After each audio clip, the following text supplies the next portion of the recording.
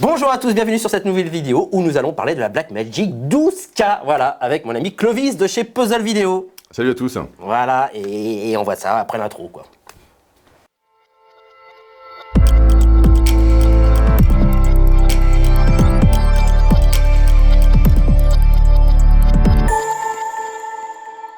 Alors ça y est, depuis quelques jours, ça a été annoncé de façon officielle par Blackmagic, la nouvelle Blackmagic 12K, voilà, avec 12K et 80 millions de pixels que nous allons parler maintenant, et on va dévoiler cette caméra. Juste avant d'en parler. Juste avant d'en parler. Non, parce que comme tout ça n'est pas scripté, juste avant d'en parler, je voudrais dire bonjour à notre annonceur NordVPN. Non, pas du tout. Non, je voulais parler des formations Misiraka. Oh, mais oui, c'est vrai. Oh là là, j'avais oublié les formations Misiraka, bien sûr. Alors, elles reprennent en septembre. Alors, le 12 et 13 à Paris, septembre. Formation. Log, sur le gamma logarithmique, comment exposer, etc., etc., etc. Alors, ne vous imaginez pas que c'est 2 jours pour vous expliquer comment exposer une image. Non! Ça va beaucoup plus loin puisqu'on va expliquer un peu le zone système de la photographie, parce que ça c'est important, qui va un peu découler sur les gammas, sur le Rec 709, sur les espaces colorimétriques, sur la façon comment on lit un oscilloscope, comment on expose avec une RED, une Alexa et une Blackmagic. Tout ça, c'est le 12-13 doucement, c'est le début de la vidéo. Gardons pour tout à l'heure quand même. Ça, c'est le 12-13 septembre. Il y a déjà eu des formations en fait, d'autres sessions avant, et c'est vrai que c'est très enrichissant. Et c'est 2 jours, c'est pas de trop. Et il y a de la manipulation, on touche de la RED, de l'Alexa, etc. Voilà. 12-13 septembre. Et 19-20 septembre à Strasbourg, où là, nous allons rentrer dans le cœur du sujet, puisque nous allons aborder la lumière fiction en plateau. C'est-à-dire qu'il n'y a rien, il n'y a pas de lumière, on est dans le noir. Et on crée des ambiances intérieur nuit, intérieur jour, intérieur soleil, intérieur temps gris, intérieur phare de voiture, etc. Ok, c'est bon, maintenant on peut parler de la caméra. Si... Tout est dans les descriptions, voilà les liens dans les descriptions. Voilà. Parlons de cette cam qu'on a reçue ici à Puzzle, juste après l'annonce. Voilà, on a fait un upgrade en fait. On a fait l'upgrade, voilà, on a marqué 12K sur... Con. Qu'est-ce qu'on est con. Qu'est-ce que c'est nul, putain. Nul. On le voit, non? Oui, on le voit très bien. Oui. Super. Voilà, et en fait, l'ergonomie de la caméra. Aïe. On en parle. Alors la caméra. Alors, voilà, moi. Vas-y. Je précise. En tout cas, je voulais pas te couper. Non. C'est ce que je voulais dire. Voilà. Non, c'est bon. Je précise. Parce que c'est grossier. C'est mal poli. C'est mal poli. Voilà. Je précise. Du coup, je m'excuse. Non, mais Non, mais pardon. Voilà, j'arrête. C'est fini. Je précise que je vais être transparent et honnête sur cette vidéo. Ouh, une fois n'est pas coutume, j'ai envie de te dire. Si, voilà. Merde. Je ne suis pas blackmagicophobe. Voilà, c'est ce que les gens doivent se dire. Je ne suis pas blackmagicophobe. T'es un peu pocketophobe quand même. Non, mais soyons honnêtes. Voilà, je trouve qu'elle a des défauts. Je me suis déjà expliqué 1000 fois sur ses défauts. Voilà. Mais peut-être que les choses vont changer. On verra. En essayant cette caméra 12K. Voilà. Alors l'ergonomie. Allez, vas-y, je te laisse commencer. Merci, c'est mon bon seigneur. Parce que tu es spécialiste des caméras low cost. Merci pour la réponse. Du coup, si vous avez une caméra low cost en vue, n'hésitez pas à nous contacter. Voilà. Il y a des caméras low cost partout, même derrière toi, regarde, il y a une caméra low cost là. C'est quoi? Bon, c'est une Alexa Mini LF. Mais ça c'est un peu, c'est une action cam. Voilà. Tu la mets sur une crash cam, voilà. Tu la mets sur ton casque avant d'aller faire du parapente, quoi. Alexa Mini LF disponible chez Puzzle maintenant. Voilà. N'hésitez pas. C'est mieux faire du cinéma. Est-ce que ça, tu la considères comme une caméra ciné ou comment ça se passe? Oui, ça coule un peu. Ok, bref. Alors, vas-y, on va en parler de la gamme. Allez, dépêche-toi. Ça fait 10 minutes de vidéo, on a rien fait, J'ai déjà des pouces rouges, là. Allez. Merde. Ok, donc, la caméra 12K, donc, a été annoncée avant-hier, maintenant, hier. Bref, par Blackmagic, c'est exactement le même core cam que les Ursa Mini qu'on connaissait, à l'exception d'un petit truc. Ah, très important. Un petit truc. Mais voilà, en gros, c'est la même chose. C'est tout pareil, ce qui fait que les accessoires sont compatibles, les viseurs, les poignées, tout ça. Il y a un truc qui change juste, c'est que comme la caméra fait du 12K et que sur les cartes, on enregistrerait finalement relativement peu de temps, ils ont poussé l'enregistrement sur des disques externes. Sur les caméras Ursa précédente, on avait la prise qui était USB à l'intérieur ici. C'est la prise USB qui te permet de brancher par exemple un disque dur Samsung T5 pour pouvoir enregistrer sans carte du coup directement sur le disque. Et ils ont mis là la prise derrière, énorme changement sur le corps caméra, énorme, enfin qui a pas l'air de grand chose mais qui finalement est quand même bien parce que ça nous permet de pouvoir fermer l'écran quand on filme et de pas avoir le câble comme ça qui nous ressort dans la gueule quand on tourne. Sinon à part ça c'est exactement le même corps caméra, on aime ou on n'aime pas, perso il y a des trucs que je kiffe pas, comme par exemple le fait de pas pouvoir retourner mon écran dans un sens sinon l'autre, ce qui fait que pour du vlogging... c'est beaucoup moins pratique, forcément. Non, mais voilà, on a gardé les ND internes, et ça, c'est plutôt un bon point pour beaucoup de personnes. C'est pas des ND électroniques, c'est juste des ND... en tourelle. Voilà, en tourelle, merci. Oh, je ne connaissais pas ce terme. Super gentil. Voilà, et puis je crois qu'après, on a tout dit. Il n'y a pas de HDMI, on n'a que du SDI dessus. Et puis après, le reste, ça reste une caméra qui va enregistrer, a priori pour le moment en tout cas de la démo, que du RAW. Du B-RAW. Ok. Alors effectivement, comme tu l'as dit, moi je trouve qu'il y a trop de boutons sur cette ergonomie de caméra. C'est pas moi qui l'ai dit. Beaucoup trop de boutons. Non, tu l'as pas dit? Non, tu l'as entendu, mais je l'ai pas dit. Je crois que tu l'avais dit. Ben voilà, moi je trouve qu'il y a trop de boutons, beaucoup trop de boutons. Ça me fait trop penser un peu à un caméscope broadcast ENG. Voilà, les petits boutons ici en façade. Moi je trouve que c'est toujours très délicat parce que ça me fait rappeler mes heures sombres quand j'étais cadreur télé, c'est que ces petits boutons-là sont très facilement bougeables. Voilà, on peut un petit coup et ça bouge. Voilà, moins il y a de boutons sur une caméra, mieux on se porte. Et alors que c'est possible, il n'y a qu'à regarder d'autres caméras. Et voilà, après, je trouve le viseur un peu trop play school. Tu trouves vraiment? Moi c'est un truc que j'aime bien, je trouve solide, quoi. Je trouve un peu trop play school. Et après, ce qu'il faut préciser, très important, c'est par rapport au prix de la caméra, c'est que n'oubliez pas que pour 9 995 $, vous n'avez que... le corps cam. Voilà. Donc le corps cam, ça inclut le corps caméra et la monture, qui a priori devrait ship normalement en PL, avec l'option de pouvoir acheter une monture EF. Et puis vous devez acheter également le dos, ici. Pour mettre la batterie. Pour mettre la batterie Veloc. Et ça vaut, je sais pas, non, 300 balles, il me semble. Il n'y a pas de poignée, il n'y a pas d'épaulière, et évidemment, il n'y a pas de viseur. Et le viseur, ça vous coûte aussi un petit bras, je crois qu'on est à 1050 axes. Voilà. Mais moi, je trouve que c'est justifié pour le coup, pour le viseur, je trouve plutôt bien. Voilà, alors, petite question. Si on a l'ancienne caméra... on peut récupérer tous les accessoires. On peut récupérer les accessoires. Donc c'est déjà ça qui n'est pas perdu. Et après, il y a les médias, les batteries, chargeurs de batterie, le sac et tout ce qui va que même si la caméra, elle a un petit billet de 10 000, en vérité, il faut quand même prévoir un petit billet de 13 pour avoir la caméra équipée en 12K. Parce que n'oublions pas que les batteries, les Veloc, c'est pas 50 balles la batterie. C'est un peu plus cher. Si vous en achetez à 50 balles, c'est que vous allez avoir des problèmes, vous allez les racheter dans 3 mois, donc ne faites pas ça. Voilà, donc ça c'est pour ce qui est de l'ergonomie de la caméra. Effectivement, c'est agréable parce qu'il y a de la sortie SDI et ça c'est important. Alors plusieurs fois on m'a demandé pourquoi la sortie SDI c'est important.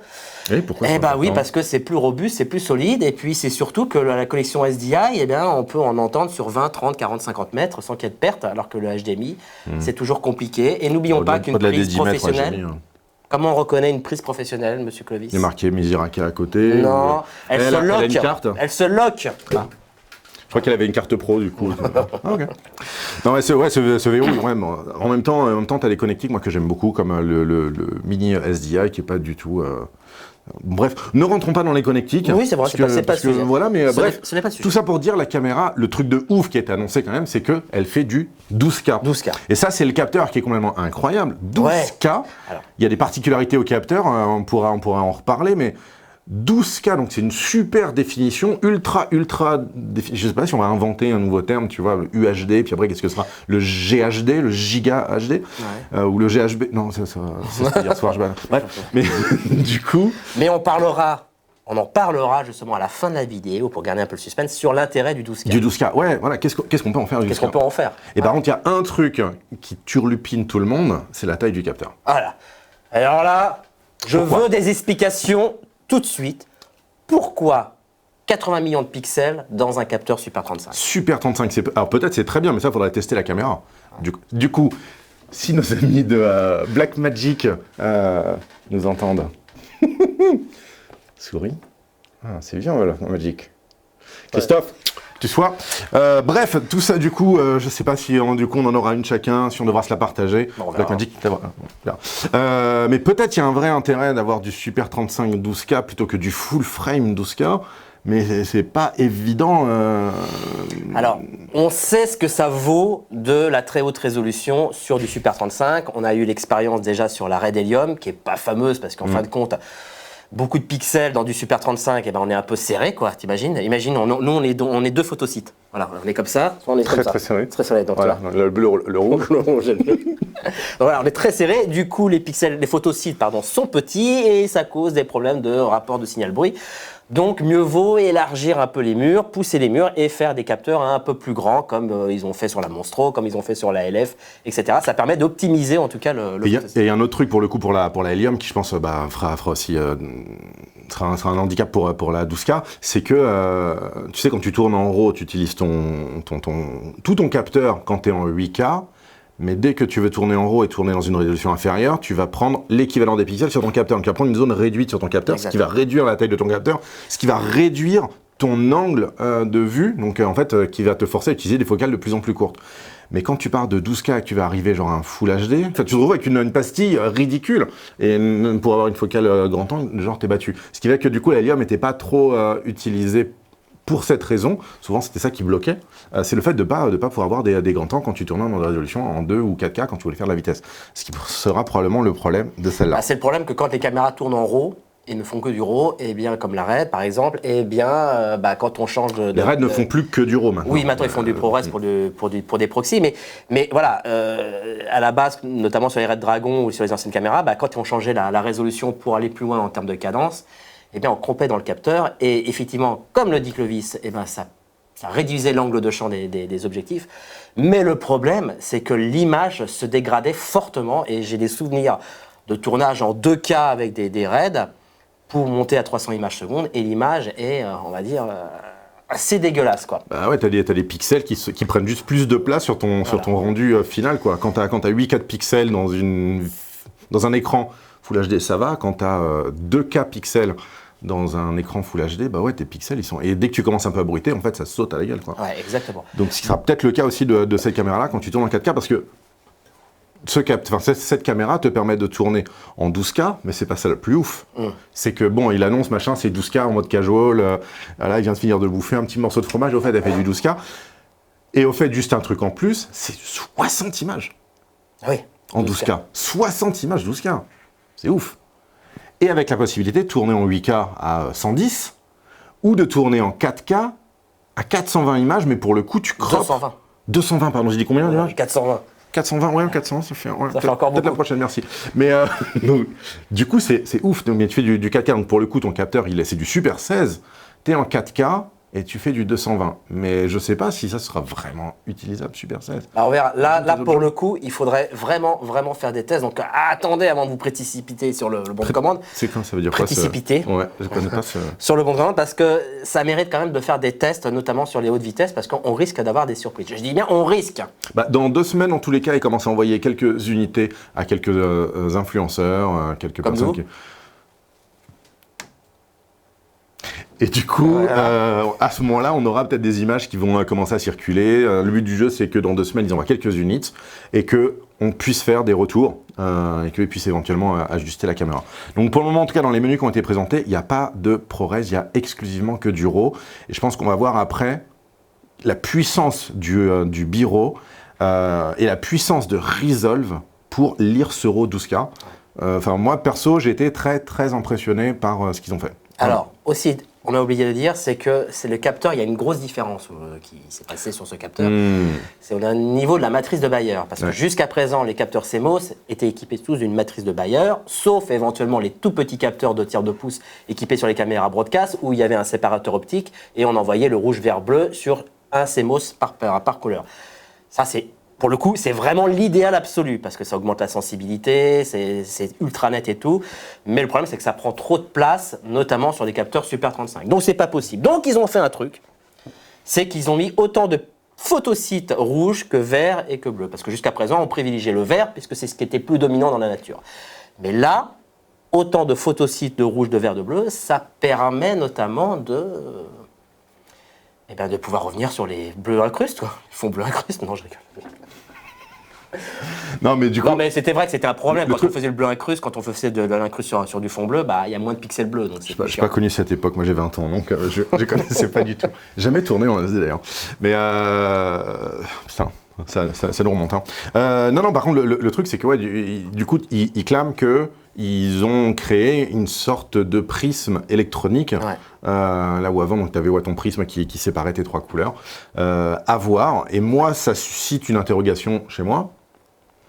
Est-ce que quand ils te disent 80 millions de pixels, c'est 80 millions de pixels, c'est-à-dire chaque pixel prendrait un rouge, un vert, un bleu, ou est-ce que c'est 80 millions de pixels, sachant qu'un pixel c'est un bleu, un deuxième pixel c'est le vert, le troisième c'est le rouge. Ça, c'est et dans ces cas-là, on retomberait, si on divise bêtement par 3, on retomberait sur une caméra 4K. Je sais pas, c'est à voir. Il faudrait regarder avec une loupe comment c'est foutu quand même tout ce bazar. C'est la nouveauté. Mais moi je trouve que c'est dommage que ce soit du Super 35.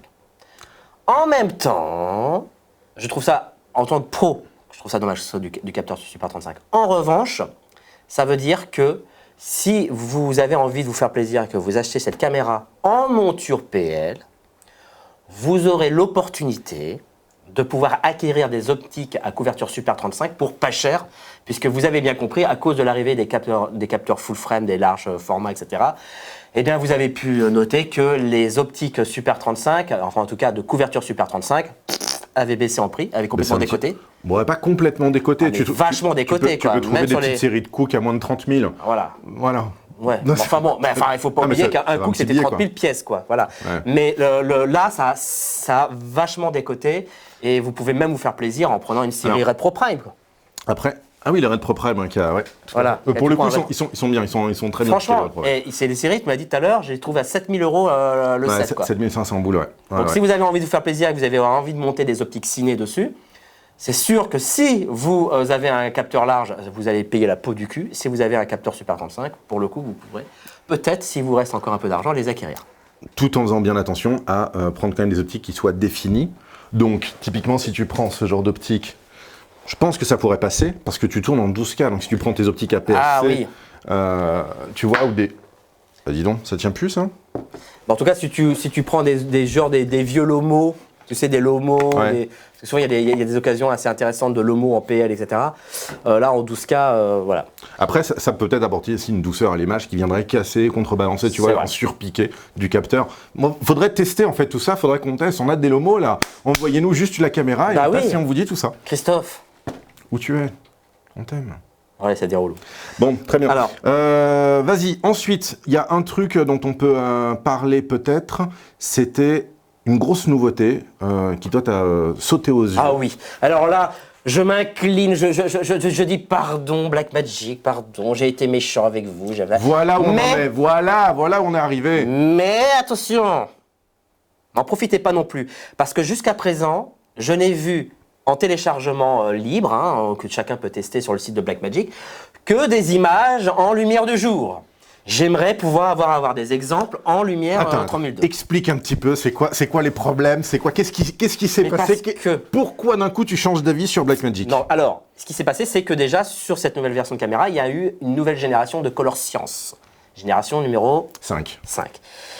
Donc on peut s'imaginer que déjà qu'il y a eu des générations précédentes, et moi je trouvais jusqu'à présent les générations précédentes, et notamment les premières, complètement dégueulasses. Il faut se l'avouer, même si vous n'êtes pas d'accord avec moi. Non, ouais, moi je l'avoue pas. Moi j'ai beaucoup aimé la première, en tout cas celle sur la Blackmagic Pocket, la Blackmagic Production 4K. Moi j'aimais beaucoup.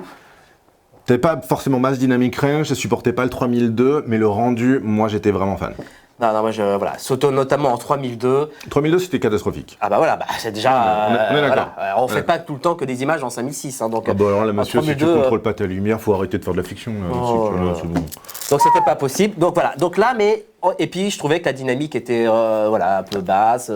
Machin, 13 diaph. Celle-là, elle est donnée pour 14 diaph. Celle-là, elle est donnée pour 14 diaph. De 13 à 14, c'est quand même, c'est 2 fois plus, tu gagnes quand même 2 fois plus de lumière en termes de dynamique. C'est des données constructeurs. Encore une fois, tu prends le truc avec les pincettes, il faudra qu'on teste. Quand on testera la caméra dans 2 semaines, t'as vu comment eh ben, on vous dira exactement, on utilisera peut-être la testbox du repère ou quoi, mais on vous dira exactement combien de... Donc voilà, donc la nouveauté, c'est le Color Science. Donc on a pu télécharger ces fichiers, et c'est vrai que y a plein de surprises, plein de bonnes surprises. Et puis, il y a des trucs qui nous ont aussi un peu déçus. On va le voir maintenant. Allez, c'est parti. Alors on va aborder cette fois-ci, on va lire ces 3 rushs qui sont disponibles sur le site de Blackmagic, comme ils avaient fait avant sur les Blackmagic Pocket. Et on va les regarder et on va regarder un peu à quoi ça ressemble, si c'est bien ou si c'est pas bien, voilà. Il y a des trucs quand même qu'on a trouvé super cool, voilà. franchement. On a trouvé des trucs quand même super cool. Donc voilà, donc ici on les a montés sur DaVinci. Je précise évidemment que si vous voulez faire de même, il faudra prendre la version bêta, la version 3 bêta de DaVinci qui est sortie il y a quelques jours. 16.3 exactement. Qui vous permettra donc de lire les fichiers. C'est en version bêta, mais voilà, ça vous permettra déjà de vous faire un test. Et sinon, voilà quoi. Alors, première surprise, les amis, regardez, hop. C'est le 12K. Qu'est-ce que ça dit? 13-12. Mais pourquoi tu lises pas en temps réel? Je l'utilise pas en temps réel. Pourquoi tu es pas en temps réel? Qu'est-ce que tu as qui tourne en fond que tu peux pas lire en temps réel? Ah, mais non, tu sais c'est quoi? C'est ton enregistreur.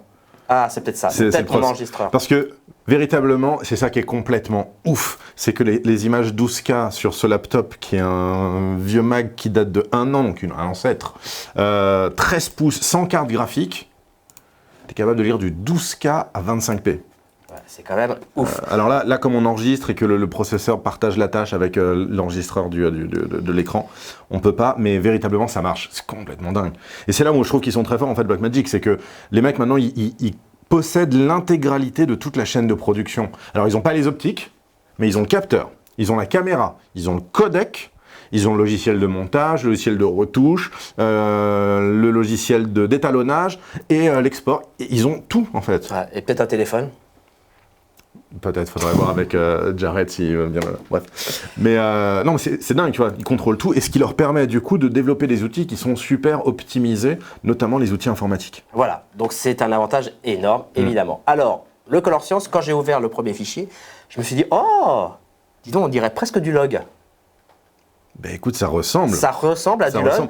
On a une image, on a une image qui est bien flat, on le voit bien sur l'oscilloscope, qui est en image très très très écrasée. Donc ça ressemble à du log et non pas leur fameux Gamma Blackmagic Film qui était pour moi un entre-deux entre du log et du Gamma RS709. Voilà, là on a l'impression qu'on d'un seul coup on se retrouve avec du vrai log. Et je me suis dit, mais alors si c'est du vrai log, si ça ressemble à du log, eh bien si j'applique une lutte de chez Arri qui passe de log C à REC 709, parce qu'il faut savoir que chez Arri, c'est les logs les plus beaux, les plus parfaits, les plus flats, les plus voilà. Je me suis dit, je vais pouvoir peut-être avoir une image correcte. Voilà, ce qui n'était pas le cas avant sur les Blackmagic 4K ou 6K, où quand on appliquait cette lutte, ça restait quand même une image très très très contrastée avec des blancs et des noirs qui pètent. Parce que là, tu vas me dire que dans Resolve, ils n'ont pas mis encore le non, alors quand 12K to Rec 709. Quand on va ici, là, dans les luttes, je vois pas caméra 12K, je vois 6K, etc. Ouais. etc. Donc, je vois pas. Donc, je me suis dit, je vais appliquer une lutte Arri Log C to Rec 709. Et là, oh, surprise. C'est beau. C'est beau. C'est beau. C'est beau. C'est super beau. C'est propre. Voilà. Tu le vois sur ton oscillo. Ouais, c'est propre, c'est beau. Et on le voit sur l'oscillo, sur cette image-là. On le voit, tu vois, les hautes lumières, notamment les taches ensoleillées derrière, tu vois, ça écrète pas. Et c'est même encore en dessous du 100%, quoi. Ouais. Les noirs sont pas collés, c'est propre, c'est beau, ça ressemble à de l'Alexa. C'est normal d'avoir ton waveform bleu comme ça? Oui, parce que tu suis pas, parce que tu sais pas que depuis une certaine version de DaVinci, je ne sais pas, c'est que maintenant les waveforms sont colorisés par rapport au... Donc tu sais que le bleu ici, là, ça correspond à la chemise. Ouais, et tu reconnais tes teintes de peau et voilà, tout. Et pareil ici, là, si je mets la jeune fille, tu vois, là, on voit sa couleur de peau ici, c'est mort. Ça, pour le coup, c'est une lisibilité qui est, tu sais où se trouve le visage, où se trouvent les formes. Voilà, et donc là, on s'aperçoit, on voit même son haut, là, rouge, là, tu vois, on le voit, il est ici. Ouais. Ça, c'est un avantage énorme. On peut dire la matrice maintenant, c'est ouf. Bref, c'était la parenthèse. Mais en tout cas, si vous appliquez une lutte log C REC 709 de chez Arri, ça fonctionne nickel. Et là, on a une image belle et douce et agréable. J'aurais bien voulu... Est-ce que tu peux nous dire combien coûte cette lutte? Parce que là, je suppose que tu la vends. Je la vends, évidemment. 99 € hors taxe. Voilà. Mais frais de port. Par frais de port.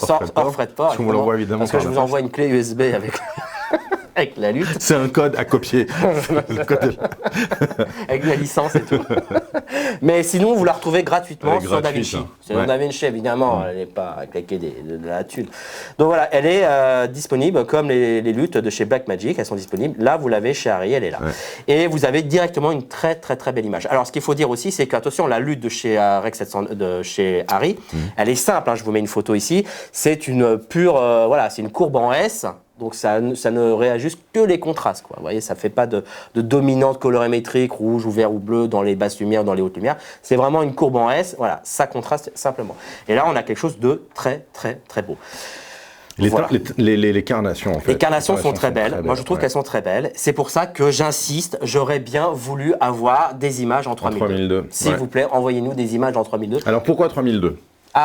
Pourquoi 3002 et pourquoi ça marche bien en 5006 et pourquoi ça marche moins bien? Bah oui, il ne faut pas oublier que les capteurs CMOS sont quand même calibrés de façon native en lumière du jour. Contrairement anciennement les capteurs CCD qui étaient équipés de nos caméras broadcast où elles étaient calibrées en 3002. Là, les CMOS sont calibrés en 5006. C'est du CMOS? Bien sûr. Ouais. Ah oui. Okay. Ah oui, sauf preuve du contraire, mais ça a l'air d'être du CMOS. Donc voilà, c'est un capteur nativement en lumière du jour qui est optimum en lumière du jour. En lumière artif, il est obligé d'avoir une correction colorimétrique, qui souvent cause des problèmes dans le canal du bleu parce qu'on est obligé de rajouter une dominante bleutée et on sait que le canal du bleu, c'est le canal qui est le plus bruité. C'était ça le problème, notamment il y a 10 ans sur la Red One, qui était horrible. C'était quand on tournait en 3002, tu avais la charge de bruit, quoi. Bon, depuis, évidemment, ça s'est arrangé et largement corrigé. Voilà, donc c'est toujours le petit, vraiment le secteur, le coin qui est toujours le plus douloureux quand on tourne en 3002. C'est pour ça que j'aurais bien aimé avoir les images en 3002. Pareil. Et puis aussi, moi, il y a un truc, c'est peut-être voir pour ah oui, un petit peu faire s'il quelque vous plaît, chose. Appeler un chef-op pour faire les images, pour un minimum éclairer le visage, parce que là, c'est surtout à la fin ici là. Quand il se ravance, essayer d'éclairer un peu, quoi, que ça soit un peu vendeur, quoi. Bon, bref, ça, c'est la petite parenthèse de chef opérateur. Voilà, donc, nous, ce qu'on a fait, c'est que, j'ai copié ce plan-là et je l'ai resizé. Et alors, c'est ça vraiment tout l'intérêt. Parce que on parle du 12K, ça sert à rien. Et puis ceux qui disent, ouais, mais le 12K, tu peux cropper et tout de ouf. Et je sais pas si tu as vu dans la présentation de la caméra. Ouais, avec le bateau, là. Avec le bateau, c'est extraordinaire. Ils te disent, bon, alors voilà, ça, c'est votre 6K. Ça, c'est votre 12, mais ça, c'est votre 6, ça, c'est votre 12. On dit, oui, non, mais montre-nous notre Full HD. Ouais. Et à un moment donné, ils te montrent une pauvre petite vignette de merde d'une cheminée Full HD qui est grande comme ça. Il y a 8 pixels dans son... C'est dégueulasse. C'est pas beau du tout. Donc, du coup, l'argument qui tendrait à dire, tu fais un plan très large, puis après, du coup, tu vas recropper, tu as ton plan large, tu as ton plan moyen, ton plan un peu moyen serré, ton plan très serré. Du coup, est-ce que ça va marcher ou pas? Alors, on va se calmer, les réalisateurs un peu pressés, de se dire, tiens, je vais tourner en 12K le plan pied, et puis j'aurai comme ça en 6K le plan taille, et puis j'aurai en 3K le plan poitrine, et c'est bon, je fais un master en HD, j'aurai ce qu'il faut. Ça, c'est la théorie. C'est la théorie. On va voir comment ça tient. Est-ce que ça marche, nous, quand on le fait? Donc ici, j'ai le plan en intégrale, voilà, en 12K. Ici, j'ai resizé en x2. Resizé en x2, donc sur le portrait de la jeune fille. Ici, pareil, ça c'est le plan intégral. Là, j'ai resizé à x3. Et là, je ne sais pas pourquoi la vignette elle ne monte pas. Et là, j'ai directement, c'est un peu long, ça, voilà. Et là, j'ai directement aussi resizé le plan de la jeune fille là qui s'assoit en x3. Et ce qu'on a fait. On a fait un export. On a fait un export. Et on a fait un export en full débayerisation. On n'a pas fait... Oui, parce que je précise, vous voyez, quand vous prenez une vignette ici, vous avez la possibilité ici de débayeriser soit en 12K, soit en 8K, soit en 4K, soit en 2K. Voilà, donc ça veut dire que, par exemple, si je prends ce plan-là et que je le lis en 2K, voilà, même je crois que mon Mac est fatigué ce matin, là, parce qu'il même en 2K, il a du mal à le lire. Mais normalement, j'ai fait des tests l'autre jour, ça lisait en temps. Ça le lit, on l'a vu. En 12K, même ça le lisait. Donc vous avez la possibilité de débayeriser votre fichier à des résolutions comme vous voulez. Donc évidemment, quand on fait l'export, on exporte en full débayerisation et on regarde ce que ça donne. Et là, il y a eu quand même quelques petites surprises parce que je trouve que, c'est pas aussi... On va voir. Alors là, on a le plan, qui est très joli. C'est le plan normal. Alors, il y a quand même, je chipote, mais bon, c'est parce que il y a quand même un peu. C'est de l'Apple ProRes 422 HQ que j'ai sorti. Est-ce que c'est pas juste un peu de grain? Ici, j'ai quand même on sent la compression, quoi. Je sens quand même de la compression un peu vilaine, quoi. Ouais. Mais bon, je chipote. Donc après, là, le plan, il y a le point, nickel et tout, très joli. Un petit reflow n'aurait pas fait de mal. Il y en a un, on le voit dans les yeux. Et là, on a resizé à x2. Et là, x2, alors il y a une x2. petite perte. Alors il y a une petite Donc perte. là, ça donnerait l'équivalent d'un 6K. C'est l'équivalent d'un 6K. Donc on se dit, là c'est un export HD en Apple ProRes, on dit 6K, on est encore loin. Mais quand même, c'est... T'as une légère perte, mais honnêtement, moi j'utilise ça, il n'y a aucun problème. Ouais, c'est pas, on n'a pas honte de diffuser ça. Non. Mais après, voilà, si on veut être pointilleux, ici dans les basses lumières, ici, on sent Tu quand vois que même... ça bruite légèrement. Ça commence à bruiter alors qu'on est en extérieur jour, les amis. Genre, voilà. Là, et on sent qu'ici, la remarque que j'ai faite tout à l'heure sur la version 12K, là, ça ressort un peu plus dans les grilles. Là, on sent que ça bruite. Là, pareil, le plan avec le jeune homme. Il y a une teinte un peu verte, non là Ah, je sais pas, moi, ouais, peut-être. Ça fait penser à Harry, un peu, qui est légèrement un peu vert. Ouais, aussi. peut-être, ouais. Là, on est en x3. Et là, x3. Alors, x3. Alors là, voilà, là, ça commence un peu... Ça fourmille. Donc là, c'est l'équivalent, je crois, on a calculé, c'est l'équivalent d'un 4K. D'un 4K, 4K et demi. Ouais, 4K et demi. Donc là, quand même, ça commence un peu à gratter le cul, parce que là, franchement, là, ça bruite, là, on voit dans les basses lumières, ça commence à bruiter. Et là, on sent, moi, je vais vous dire un truc, on sent clairement, avec l'œil d'un professionnel, que là, il y a eu un resize. Ça sent le resize. Ça commence à sentir le resize, regarde, regarde. Si tu pars de ton plan d'avant qui est clean et que collé, tu mets un plan comme ça, effectivement, ça peut frapper à l'œil. Juste en le regardant comme ça, c'est pas... Voilà, tu sens le réal qui a oublié de resserrer pour faire un plan... C'est ça, mais si tu vois lui en tant que tel, juste ce plan-là, non. Mais voilà, je trouve que la compression ici est quand même... On commence à être un peu dégueulasse. Après, on a pris le plan suivant. C'est pas dégueulasse. Pour moi, c'est plutôt ce plan-là qui est plus visible, mais pour d'autres raisons. Voilà. Là, on a le troisième plan, on l'a pris directement en resize x3, voilà, où on a recadré, etc. Donc là, et là, moi je trouve que voilà, ça commence à... Parce qu'à la base, qu'il faut pas... Alors, aussi, la différence entre ce plan-là et le plan précédent, c'est que le plan précédent, on était sur un plan serré, avec du bokeh, du flou, etc. Donc sur un plan serré, on était détaillé. Là, c'est à la base un plan large, bien large, puisqu'on voit la jeune fille pratiquement en pied, s'asseoir, etc. Et on resize dedans. Et là, c'est, on va dire, donc un plan large, on va dire qu'il y a plus de profondeur de champ, évidemment. La zone de netteté est plus grande. Et donc, du coup, quand on resize, eh ben, ça manque de flou et on ne sait pas trop où est le point. C'est ça. Et là, clairement, tu vois que dans le détail, tu peux t'arrêter n'importe où. Elle est pas nette. Elle est jamais nette sur tout le plan. Voilà. Et tu as même l'impression que le point, il est derrière sur la petite feuille, quoi. Ouais, c'est ça. Bah, là où tu as un petit peu de contraste, en fait. Donc voilà, c'est pas... Et regarde, mes pauses... Ah merde, je suis revenu. Tu vois, c'est là aussi où on va se retrouver bloqué pour moi à un truc, c'est la résolution optique. Parce qu'il va te falloir des optiques vraiment très résolues si jamais tu veux monter très haut dans ton crop. Je pense qu'ils ont dû tourner avec des chouettes objets, probablement des Supreme Prime. Et là, tu vois ici ces petites aberrations. Voilà. Ils ont dû vouloir tourner à pleine ouverture. Et on sait tous que les optiques à pleine ouverture ne sont pas les plus définies. Il vaut mieux toujours un petit peu stopper de 1 diaph ou 2. Et donc, du coup, tu te retrouves avec le point finalement nulle part. Quand bien même, je pense qu'ils n'ont pas utilisé en 24-70 de Canon, hein, les gars. Ils ont dû tourner avec des bons objets. Mais donc voilà, on se retrouve, si tu veux cropper, aussi à une vraie limitation de l'objectif. Et puis, tu me parlais également un petit peu plus tôt de l'OLPF. Ah oui. Qui aussi était une limite dans le crop. Ce qu'il ne faut pas oublier, c'est que là, on a affaire à des caméras vidéo numériques, alors que quand on prend, je ne sais pas, un S1H, un GH5, tiens, si tu croppes là à 200% dans voilà, ton GH5. Là, GH5, ce sont à la base des appareils photo et les capteurs sont à nu, il n'y a pas de filtre OLPF. Je vous rappelle que le filtre OLPF, c'est un filtre passe-bas qui permet de limiter les hautes fréquences. Donc en gros, les hautes fréquences, c'est quoi? Eh bien, ce sont les détails, tout ce qui est détail, on les limite pour éviter d'avoir des problèmes d'aliasing, etc., etc. Et ça, toutes les caméras RED, Harry, etc. sont tous équipés de filtres OLPF. Et même d'ailleurs sur RED, tu as même carrément la possibilité de changer ton filtre OLPF, comme si tu avais ce que ça à foutre sur les tournages. Et donc voilà, donc ça c'est un avantage qui est énorme, ce qui vous permet donc d'avoir une image quand même relativement douce malgré des millions de pixels. Et d'ailleurs, c'est pour ça que beaucoup de filmmakers utilisent des filtres de type Black Promise ou des SoftFX, etc., qui vont mettre sur leurs objectifs pour justement essayer un peu de casser le détail et d'avoir une image un peu plus cinématographique. Eh bien, le problème, c'est que, alors il y a un problème et un avantage, c'est que en caméra vidéo, quand on zoome dans l'image, eh bien, le filtre OLPF nous limite tout de même à avoir des détails, ce qui n'est pas le cas dans les hybrides où quand tu resizes, eh bien, tu peux resizer de x2, l'image reste encore acceptable et très détaillée parce qu'il n'y a pas de filtre OLPF. Là, ça sent le filtre OLPF à planer et forcément, vous êtes limité dans les hautes fréquences. Ouais, et donc du coup, dans le crop. et dans le crop. Et voilà. C'est pour ça, je vous dis tout de suite, ce n'est pas forcément la bonne idée de vous dire « Ah, je vais acheter une caméra 12K, comme ça je fais un plan large et puis après je fais tout en montage ».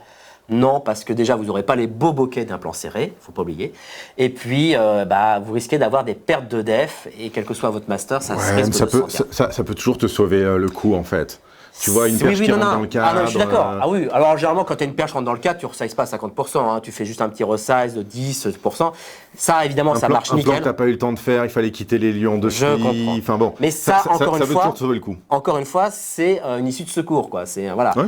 Mais c'est pas, il y en a qui se disent, moi, je tourne en 8K, comme ça, après, je suis tranquille. Tu vois, c'est pas, faut pas aller dans cette idée-là. Personnellement, quand je vais tourner en tout cas des interviews au SH, ou même quand je fais les vidéos là, pour la chaîne de puzzle en 6K, clairement, je pars du principe que derrière, je vais recadrer. Quoi. Quand je fais mes interviews, eh ben, je sais que je me mets un petit peu plus large. Dès que l'intervenant se met à tousser, à faire des ou des bruits de bouche, tu coupes, tu mets un petit zoom à 150%. Tu as une continuité dans ton dialogue, je le prends directement en compte. Après, pour de la fiction, non. Pour de la fiction, tu prends le temps de changer d'objet, de bouger ta caméra. Pour la fiction, c'est différent. J'ai aussi un truc que je voulais dire, moi, je voulais revenir sur Resolve. Ah oui, c'est la même idée. Ah ouais. Vas-y. Je voulais regarder dans les réglages des métadonnées. Oui. Tout à fait. C'est ça que tu voulais faire? Non, je voulais parler d'autre chose, mais on en parle bien. Je voulais regarder les ISO. Alors, les ISO, effectivement, là on a la possibilité, vous avez, quand vous êtes en mode étalonnage sur DaVinci, vous avez la possibilité donc de réajuster certaines métadonnées. Donc, la façon comment vous allez débayeriser. Ici, le color science, donc on est en génération 5. La température de couleur, l'espace colorimétrique et puis le gamma. Voilà. Et vous avez ici les ISO. Et on voit qu'en ISO, on peut monter jusqu'à 3002. Et alors, ce qui est intéressant, c'est que du coup, ça veut dire que cette caméra, vu qu'ils ne l'ont pas annoncé, donc évidemment, il y avait de fortes chances qu'elle ne le soit pas, mais c'est-à-dire qu'elle n'a pas de dual ISO, cette caméra. Parce que sur la Blackmagic Pocket 6K, qui est un dual ISO, même la 4K, on pouvait monter, quand tu étais en bas ISO, sur ISO, tu peux monter que jusqu'à 1000. Et puis, si tu n'avais pas enclenché le mode ISO supérieur, et du coup, tu n'avais pas accès aux autres ISO. Exact. Donc là, du coup, 3002, ça veut dire que potentiellement, la caméra, peut-être on-board, pourrait monter jusqu'à 3002. Ce qui n'est pas une certitude. Ça se trouve, elle pourrait peut-être monter qu'à 1002 ou 1006. Ça serait peu. Ouais, mais ils l'ont déjà fait, en fait. Ils ont déjà fait, et quand tu prenais l'euro et que tu le mettais sur ton Resolve, tu pouvais quand même monter jusqu'à 3002, alors que sur la caméra, tu ne pouvais pas. Voilà. Mais bon, bref, donc tout ça pour dire, ce ne sera pas une dual ISO. Donc c'est pas une dual ISO. Alors, est-ce que ça a un inconvénient, le dual ISO? Moi, perso, je ne suis pas un fan du dual ISO. Hein.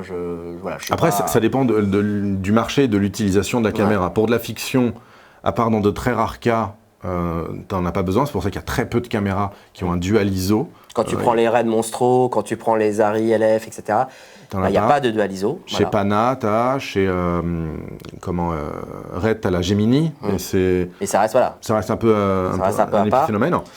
Sinon, non, c'est plutôt des trucs pour des options que tu enclenches pour des personnes qui vont prendre la caméra pour du tout-terrain. Ouais. Ils vont filmer un peu tout et n'importe quoi. C'est un peu leur job. Ils ne savent pas vraiment dans quelles conditions ils sont amenés à tourner. Parce que là, le dual ISO peut vraiment te sauver le coup. C'est peut-être pas le marché de cette caméra. Et je pense que ce serait intéressant de voir ensemble. Ouais. À ton avis, à qui on en parlera justement cette caméra après. Donc voilà, effectivement, donc il n'y a pas de dual ISO sur cette caméra, mais voilà, moi perso, ça ne me dérange pas parce que je trouve que même à 800 ISO, en tournage avec des optiques qui ouvrent même à 1.5.2, franchement... Des fois, tu es même obligé de filtrer, tu es obligé des fois de mettre le c'est vraiment... Bon, et donc voilà, mais je voulais faire une précision, c'est que quand on a fait notre petit test, là, il y a à peu près quoi? Il y a à peu près, je regarde sur la timeline, là, il y a environ, ça me ramouille un peu quand même, hein. Il y a à peu près, voilà, il y a 57 secondes d'image, et on a fait un export. Oh, l'export! Ah ouais. L'export. Mais après, il faut peut-être un vrai ordinateur, tu vois, 80 millions de pixels par frame. Voilà, autant la lecture, elle a peut-être été optimisée. La lecture était optimisée à 25 images par seconde, autant l'export s'est fait à entre 0,5 et 1 image par seconde. Pour te dire qu'il a fallu attendre presque une demi-heure, plus d'une demi-heure que l'export de 57 secondes soit fait. Ouais. Donc imagine si tu fais un clip de 3 minutes, et dis-toi qu'il faudra 1h30 pour faire ton export. Enfin, si tu le montes sur une machine comme ça, mais après, dès que tu as un peu de puissance, carte graphique... Alors après, voilà, je pense que ça a besoin d'une carte graphique ou de quelque chose, mais là, l'export était un peu long. Ouais, parce que c'est un des vrais trucs d'ailleurs de Resolve, hein, c'est la gestion des ressources de l'ordi. Là, on ne peut pas leur retirer ça. Par rapport à Premiere, c'est ouf. Maintenant, on va se poser la question... qu'est-ce que cette cam dans l'univers des caméras actuelles? Où va-t-elle? Pourquoi est-elle là? C'est qu'on n'est pas forcément d'accord dessus. Non, on n'est pas d'accord. Mais pour toi, qu'est-ce qu'elle comble comme manque? Qu'est-ce qu'elle cible? C'est quoi le marché? Qui va acheter cette caméra? Pourquoi, en fait, la question? Pourquoi? Voilà. Alors moi, ce que je trouve bien, c'est que déjà, cette caméra, en termes de tarifs, elle remplit une case qui est un peu vide en ce moment. Hein. C'est-à-dire qu'en ce moment, on est soit sur des caméras qui coûtent très cher, comme la Mini LF ou la Monstro, qui sont dans l'ordre de 70 000 euros. Et puis les hybrides d'un côté, 3 000 euros, grand maximum 4 000 euros. Et il y a une niche qui manque, qui est dans l'ordre des 15 000 euros. Oui, parce qu'il ne faut pas vous leurrer, hein, c'est que cette caméra, si vous l'achetez, elle vous coûtera, comme Clovis l'a dit, presque 13 000 euros. Ouais, dans les 13 Et encore, voilà, les batteries, enfin, t'imagines, les tiges, les trucs, les accessoires, bref. Pensez-y. Hein. Donc cette caméra remplit une niche qui est un peu vide en ce moment. Et pensez aussi qu'il faut changer la monture, acheter la monture EF. Ah oui. Parce que de base, elle vient en PL. Donc ouais. Bref. Voilà. Et la monture EF, je sais pas combien elle coûte la monture EF. Non, on ne sait pas encore, mais, mais peut-être entre 3 et 700, je pense. Voilà. Bon, c'est toujours moins cher que chez Red où c'est 2000 balles. Mais bon. En tout cas, voilà. En tout cas, elle répond. Bon, bref. Voilà. C'est moins cher que ça chez Red. Oui, ça a dû baisser. Donc en tout cas, voilà, moi ce que j'aime bien, c'est qu'elle répond à là où il y en a peu, quoi. Franchement. Ok, elle comble en fait un trou qui a été. Après, dans les 15 000, tu vas retrouver la Dragon X. Ouais. Que tu vas trouver autour des 15 000. Bon, une fois équipé, tu en as pour un petit billet de 20. Mais c'est vrai que tu n'as pas grand-chose, en fait, au-delà de 8-9, jusqu'à 15-20, tu n'as pas grand-chose. Tu vas avoir un petit peu de Canon. Tu vas avoir la FX9. Et puis maintenant, tu as ça. Voilà. Mais pour le coup, est-ce que tu la mettrais en compétition avec ces deux caméras, la FX9 et la C300 Mark II? Alors, franchement. Qui sont des caméras de terrain, des caméras plutôt doc, news. Alors c'est pas les mêmes codecs non plus, hein, notamment la C300 Mark II, c'est pas du tout les mêmes codecs. Moi, je trouve que c'est une caméra. Si, alors figure-toi, si, parce que la C300 Mark II te sort du B-RAW. Ah, sur l'enregistreur vidéo assist. Ah oui, mais en externe. En externe. Ah oui. Moi, j'aime pas trop les enregistreurs externes. Je trouve que plus on en rajoute, plus c'est des sources à conneries, quoi. Moi, si tout peut être en interne. Idéalement, oui, mais dans la mesure où de toute manière, tu as souvent besoin d'un écran. Ouais. Pour avoir une caméra moins chère, plus légère, qui fasse moins de bruit, qui chauffe moins. Parce que du coup, déporter. Bon, bref. C'est un autre débat. Donc, du coup, à ton avis, est-ce que c'est une rentre en compétition avec ces caméras-là? Déjà, je pense que ça va être très compliqué pour rentrer dans le marché de la fiction. Ce que j'appelle fiction, c'est Red, Alexa, Sony. Ouais. C'est Panasonic, pour te dire que Panasonic a abandonné.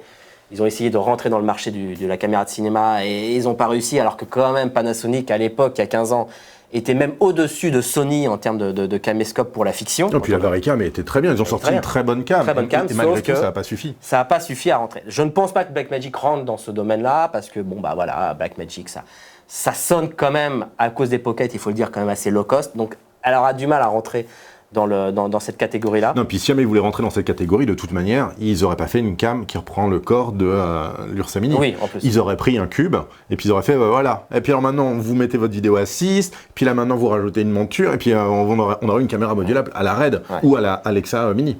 Voilà, et je trouve aussi qu'on le regarde, on l'a vu, moi je trouve que même en 12K, quand on le lit en 12K, je trouve que le bureau, là, le codec, fonctionne bien, il a plein d'avantages, mais il reste pour moi un peu fragile, quoi. Je trouve on sent, enfin, tu lis une image en Ariro ou en Red, c'est nickel, il n'y a pas un poil de cul qui bouge dans l'image, quoi, tu vois.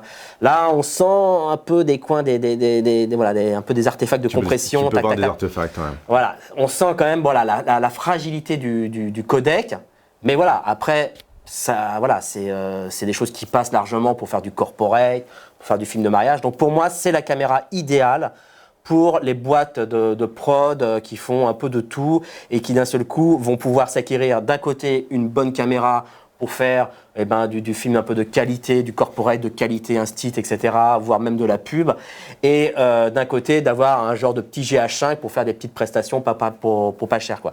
Et d'un seul coup, ça vient compléter, on va dire, le parc de matériel dans une boîte de prod. Voilà. Et je trouve que L'ergonomie lui permet, et puis la gestion aussi des rushs lui permet de travailler un peu on va dire en filmmaker, quoi. Alors, je te rejoins moi sur le côté effectivement des prods qui font du corporate et de l'instit, effectivement pour deux raisons.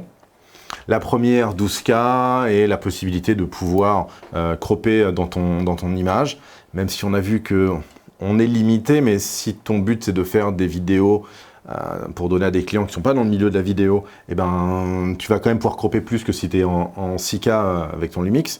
Et puis, deuxième raison, c'est con, hein, mais c'est l'autocollant que tu as marqué ici. Que quand tu vas voir ton client, tu dis ouais, mais t'inquiète, je bosse en 12K et a marqué 12K sur la caméra. Probablement que le client, il va même te demander des exports en 12K pour le kiff. Et là, t'es mal. Tu vois, bon là, mais du coup, t'en jettes. Tu vois, d'un coup, tu viens pas filmer en Full HD ou ni même en 4K. C'est tellement 2017 lequel cas. Donc ça c'est 2 points. Moi, après, il y a un truc, c'est que je me dis, il y a eu le Covid.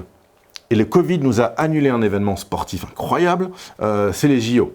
Au Japon. Et pour les JO, en fait, le Japon avait décidé de pousser au maximum la diffusion en 8K. Ouais. Donc, une grosse campagne où ils vendaient énormément d'écrans 8K chez eux. Puis nous aussi, on a commencé à le sentir chez nous. Et puis surtout, changer toutes les infrastructures de diffusion. Et je pense que le fait de sortir une caméra 12K maintenant, c'est mettre un pas dans le futur pour essayer peut-être de toucher un marché un peu plus télévisuel, ou en tout cas pour une création de contenu télévisuel qui pourrait rentrer dans ce marché 8K poussé par le Japon. Parce que si le Japon le fait maintenant, il y a de fortes chances que le 8K, ça arrive chez nous et que ce soit un petit peu banalisé dans 5 à 6 ans. Moi je dirais plus, parce que déjà là on a du mal avec le 4K. Ouais, la prochaine étape est le 8K. T'as vu comment ça va vite. On est passé de... Après, si c'est de façon exponentielle, c'est sûr que ça peut aller vite. C'est ça, entre le moment où on est passé de la SD à la HD, il a fallu, je sais pas, genre 12-13 ans. Puis maintenant, toutes les télés commencent à faire du... toutes les télés ont commencé à faire du 4K. Il a fallu beaucoup moins de temps que ça. En 6 ans, tout le monde a pu s'équiper. Puis là, maintenant, il faut commencer à vendre du 8K. Alors, il te faut des télés de ouf, hein. Ouais. C'est pas pour quand tu Paris avec des apparts ridicules, mais... C'est vrai que ça va vite. C'est vrai que ça va vite. Ça peut aller vite. Ouais. Et pour moi, cette caméra 12K est une caméra pour faire du 8K. Parce que justement, moi j'en parle souvent, c'est qu'il faut toujours avoir une caméra qui a une résolution à la source beaucoup plus au-dessus du 8K, enfin en tout cas au-dessus de la résolution de sortie, puisque comme on l'a dit tout à l'heure, il suffit qu'il y ait un peu de perche, un peu de machin, et qu'on ait besoin de resizer de 10, 20 à 30%, c'est pratique. Donc pour moi, la caméra 12K est pratique pour faire du 8K, tout comme la caméra 6K est pratique pour faire du 4K. Voilà, c'est pour ça que moi j'aime bien chez Red, ils ont fait du 6K et le 6K répond parfaitement pour faire du 4K. Toujours besoin d'avoir un peu de pixels en plus pour pouvoir mieux travailler après, éventuellement les resize. Donc pour moi, c'est une caméra pour faire du 8K. Mais est-ce que, la question, c'est que, et je posais la même question lorsque l'OS 5R est sorti, ou va sortir, je disais, est-ce que quand on sera réellement les 2 pieds dans le 8K, est-ce que cette caméra ne sera pas déjà obsolète? Mais si, mais comme à toutes les caméras qui à un moment donné ont changé de résolution. Là, quand tu viens avec la Z1 qui fait du HDV, ben, à partir du moment où tout le monde se met à faire du HDV, la Z1 elle passe à la trappe. C'est normal, parce que tout évolue. Donc là, maintenant, tu commences à faire du 12K, évidemment que ta caméra, elle va être obsolète. Il n'y a qu'une marque qui est à part pour ça, c'est Red. Ah ouais, ils sont très Red, forts. ils arrivent, ils disent voilà, on a un capteur Mysterium X, on met dans la Red One, c'est du 4K. Hein. Il est pourri le capteur, hein, concrètement. Ouais. Mais en fait, ça marche pendant 4 ans. Et puis voilà, continue un petit peu à tourner. Même encore maintenant, il y a des films qui se font. Donc la caméra est sortie en 2008. Le capteur est pourri. Mais malgré le fait qu'il soit pourri, tu as la cam qui continue à perdurer. Parce qu'il n'y a personne en phase 2, ils arrivent tellement tôt dans le game que du coup, en fait, la cam, elle a le temps de se vendre. Et si personne ne fait du 12K avant 2, 3, 4 ans, ce qui est possible, la caméra, elle aura le temps de vivre. Et puis après, elle pourra mourir, elle mourra. Mais reste à voir, entre parenthèses, ce qui va être annoncé par Sony le 28 juillet. Oh là là. Si ça se trouve, ça va rendre cette caméra-là complètement obsolète. Donc, wait and see. Et je dirais même plus, le conseil du jour, en tout cas mon conseil, c'est que vous avez la petite sœur à côté qui est aussi avec la même génération de Color Science et qui est en 4,6K et pour moi et qui est moins cher. Attends, bouge pas, je downgrade. Tu downgrade. Et qui est pour moi la voilà. Et qui est nettement moins cher, hein, parce que je crois qu'elle est à 5995. Tiens. Voilà. Ça c'est ta cible pour les abonnés. Voilà.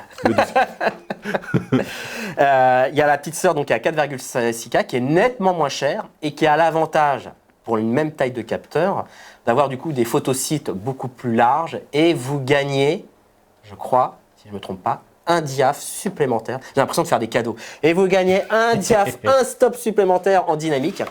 Voilà, donc ça peut vouloir le coup, puisque d'un seul coup, ça vous reporte à une caméra de 15 diaph en dynamique, c'est qui est plutôt intéressant. Donc je pense qu'en termes d'image, je n'ai pas testé, je fais des suppositions, commencez pas à venir m'insulter dans les commentaires, mais je pense que la petite sœur, je terme qu'en termes d'image, elle est peut-être meilleure. On verra une fois qu'on aura testé la 12K. C'est une intuition. Je pense qu'elle est meilleure que celle-ci. Voilà. En tout cas, moi je suis content qu'ils aient déplacé,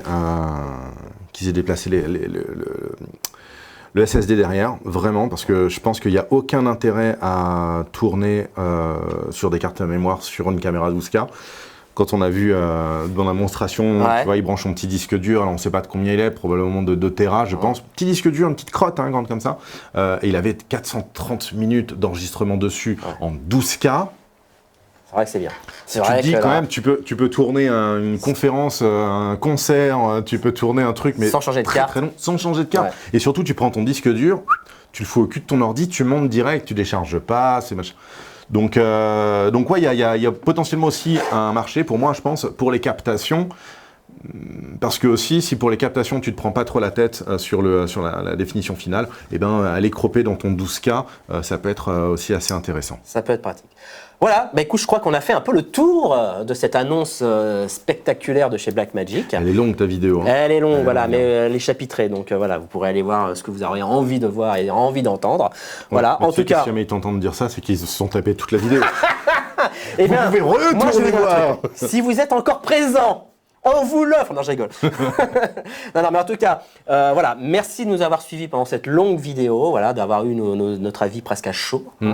Et puis, voilà, pensez à vous abonner sur ma chaîne et éventuellement, si ça ne vous dérange pas de vous abonner à une autre chaîne, allez sur Puzzle. Allez sur Le lien sera dans la description, je me débrouillerai pour la mettre.